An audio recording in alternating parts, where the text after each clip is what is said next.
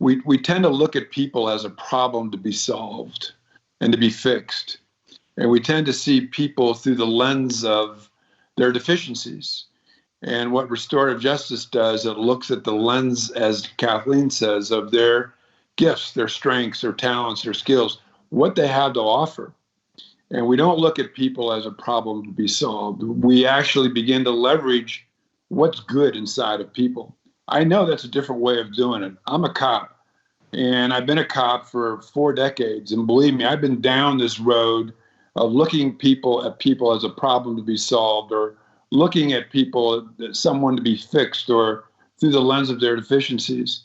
What we began to notice, not just me, but every one of our police officers have begun to see, is that when they begin to see people as having possibilities versus just being a problem to be solved, their actions begin to be different, and they're beginning to see what the impact and effect of this is. And there's many, many stories of police officers who have kind of almost flipped the switch or shifted from being a hard-nosed, grizzled, savvy, seasoned cop that you might kind of be seeing portrayed on TV to someone that's entirely different in terms of sin. That doesn't mean that we let those folks go who are committing serious crimes and serial crimes in our community. We don't. We focus on those folks because we're also trying to ensure that our community is safe.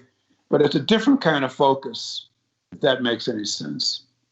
Yeah, very much so. And you mentioned your perspective as a career police officer. In the beginning of the documentary, you point out that Longmont, Colorado, and particularly law enforcement in Longmont, Colorado, started off this process with a big credibility problem with the community. Tell that story. It was a credibility issue, or it was anything that's brand new and kind of plopped into a middle of a traditional way of doing business where there's a lot of custom, and here's your schooled, skilled, and trained to do it a different way. Anytime you introduce something new, it has credibility issues. And we began going down this path and knowing that we were dealing with a lot of traditions and customs that we had actually perpetrated as well.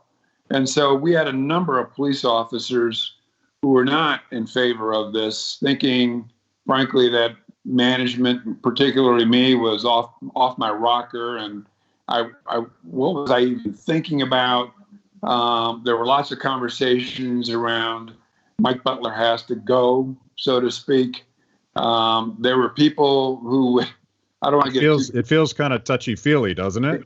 It can feel touchy-feely, but when people choose accountability, I'm not sure what's touchy-feely about that.